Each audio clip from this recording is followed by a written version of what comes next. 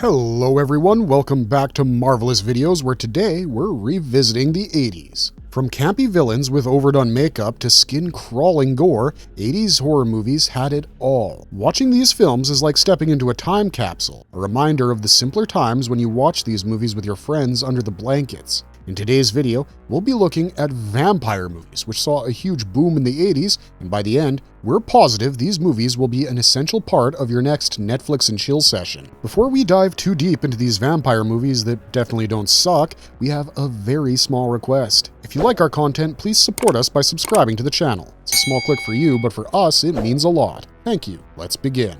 I did it!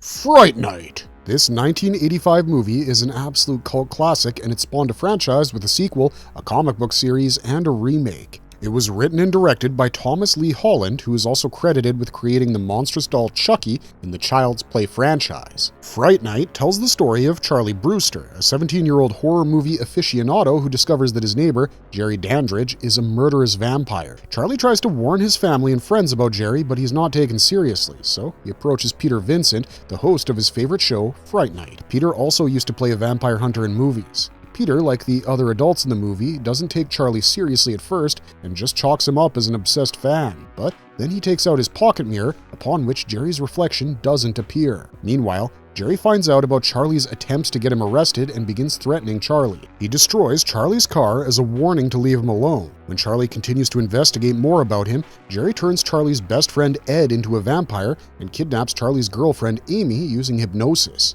Charlie is forced to kill Ed, who attacks him in the form of a wolf, to get to Jerry. Peter kills Jerry using a crucifix and saves Amy. Fright Night is one of the few movies that follows Bram Stoker's vampire formula to a T. Many modern movies ignore the weaknesses of vampires like sunlight, mirrors, and wood to exaggerate their powers, but Fright Night manages to be faithful to Stoker and still deliver a creepy and entertaining thriller. It's an absolute must-watch for fans of Bram Stoker.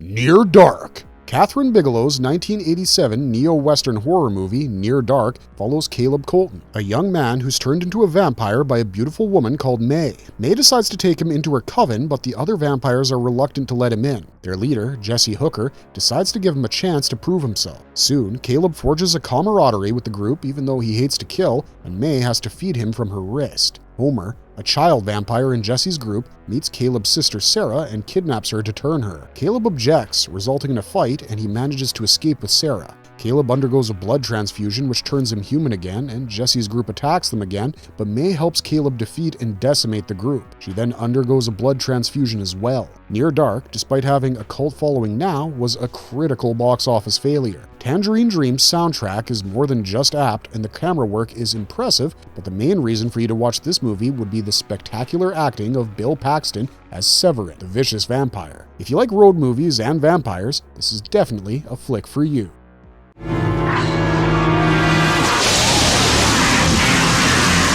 Life Force. Life Force is the 1985 adaptation of the novel The Space Vampires, written by Colin Wilson in 1976. Life Force begins with a space shuttle named Churchill, commanded by Colonel Tom Carlson, discovering a huge spaceship in the coma of Halley's Comet. They explore the spaceship and retrieve a pod with 2 humanoid males and 1 humanoid female. On their way back, the Churchill loses contact with Mission Control. The rescue mission discovers the space shuttle damaged by fire and its escape pod missing. They transport the humanoid bodies to the European Space Research Center. The rescue mission later finds the escape pod with Carlson in it, who reveals that he was compelled to open the pod with the female humanoid who took half his life force. The humanoid had then drained every crew member of their life force, and to save Earth from the humanoids, Carlson decided to set the spaceship on fire. Back on Earth, the humanoids had drained life force out of humans, turning them into life force-sucking vampires. London declares martial law to battle them, and the humanoids use their shape-shifting abilities to disguise themselves as humans. Carlson finds out that he has a psychic link to the female humanoid, and he helps Colonel Colin Kane track her down. They find her in St. Paul's Cathedral, sending life force out to her spaceship. The humanoid reveals that thanks to their shared life force, they're a part of each other. So Carlson impales himself and her, while Kane kills the male humanoids. An underrated movie directed by horror maestro Tobe Hooper, Life Force is a visually enchanting movie. This is the perfect movie for fans of both sci-fi and horror, as it attempts to give a scientific explanation for the legend of vampires. The Lost Boys. The Lost Boys is a horror comedy released in 1987. Michael and Sam Emerson move with their mother Lucy to Santa Carla after their parents divorce to live with their maternal grandfather. Lucy becomes romantically involved with her new boss Max. Sam Emerson befriends Edgar and Alan, who call themselves vampire hunters. Meanwhile, Michael falls in love with Star, a girl who's part of a local gang. The gang finds out about Michael's interest and invites him to their hangout. They offer him a red liquid which Star warns is blood, but Michael drinks it anyways. They then go to a railway bridge and hang, quite literally, from the banister. Michael lets go and falls, but wakes up in his bed. Michael, with a newfound thirst for blood, attacks Sam, but their dog Nanook manages to stop him. Sam and the Frog Brothers deduce that Michael is partly transformed and he needs to feed on humans to complete it, but if he kills the head vampire, he'll be turned back into a human once again. David, the gang's leader, tries to push Michael into feeding by revealing their monstrous strength and ability to fly. Star confides to Michael that she too refuses to feed and is only half transformed like him. Michael, Sam, and the Frog Brothers begin killing the vampires one by one, but as Michael is still not reverted, they realize that they still haven't killed the leader. Max, finding out about the dead gang members, reveals that he is the leader and offers to save Michael if Lucy agrees to be a mother to his lost boys. Lucy almost agrees, but their grandfather drives into Max, impaling him with a wooden fence. This reverts both Michael and Star. This movie is very similar to Near Dark, as it also follows the story of a coven of misfit vampires. This one's an excellent choice if you're looking for a funny and entertaining horror flick.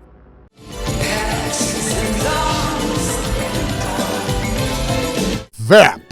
Keith, AJ, and Duncan believe they're going to have a fun night, unaware of the horror that awaits them. This 1985 film starts with the three college students scoping out strip clubs to hire a stripper for their frat house. AJ is impressed by a stripper named Katrina and visits her dressing room to invite her to their college, but Katrina is a monstrous vampire who drains AJ's blood and throws his body in the trash can. Meanwhile, Keith chats up a waitress who claims to know him. Outside the bar, Keith and Duncan are attacked by vampires. While escaping them, he finds AJ's body in the dumpster and calls the cops. The cops leave when they show up and find AJ alive and well. AJ reveals to Keith that he's a vampire and stakes himself to save his friend. Keith and Duncan escape with the waitress, who's revealed to be Keith's childhood friend, Allison. Katrina kidnaps Allison, but Keith kills her by destroying a grating cover which allows sunlight in. Katrina's lover, Vlad, attacks them next, but he's killed by AJ, who reveals that he hasn't used a completely wooden stake to kill himself and survived. Vamp is a quintessential 80s flick and more of a comedy than a horror. The plot is unexpectedly funny and is gripping to the very end. You can't really call yourself a fan of the 80s camp style if you haven't seen this one yet.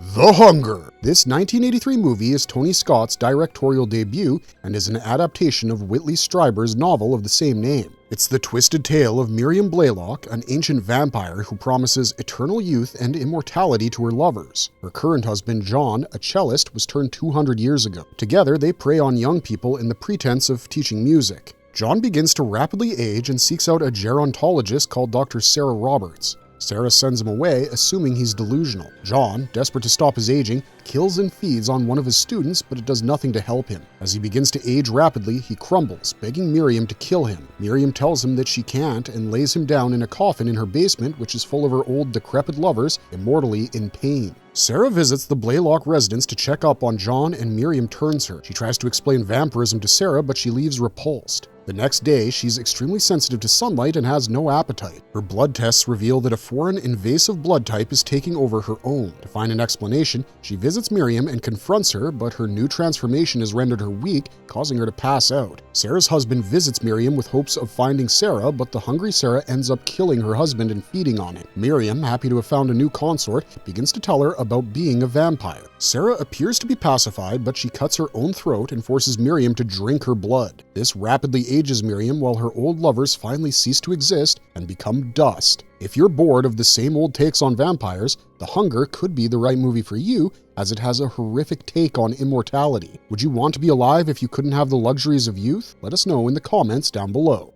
The Lair of the White Worm, 1988. Fans of Bram Stoker rejoice. This 1988 movie heavily borrows from Stoker's novel of the same name. Although not completely faithful to the book, the movie follows the legend of the Dampton Worm, a mythical creature named after the man who slayed it, John Dampton. Angus Flint, an archaeology student, discovers a giant skull that might have belonged to the worm and becomes invested in the legend. Flint discovers this skull in Mercy Farm, a B&B run by Mary and Eve Trent. Lady Sylvia Marsh, an immortal priestess who worships Dionin, an ancient snake god, steals the skull. Sylvia lives in Temple House, where Trent's sister's dad mysteriously disappeared. Sylvia is venomous and can use her venom to control the people she infects. The Trent sisters and Angus decide to explore Stone Ridge Cavern, where the worm was believed to have been killed, with James, a descendant of John Dampton. Sylvia kidnaps Eve to offer her as a human sacrifice. James, theorizing that a snake ravels between Temple House and Stone Ridge Cavern, plays music to lure it out, which influences Sylvia to go meet with him. Meanwhile, Angus and Mary enter Temple House to find Eve tied up with her mother, Dorothy, who seems to be in a trance. She bites Mary and sneaks into James's manor, where he kills her. Angus extracts the venom from Mary and saves her. Sylvia is relentless as she kidnaps Eve once again and morphs into a serpentine form to sacrifice her,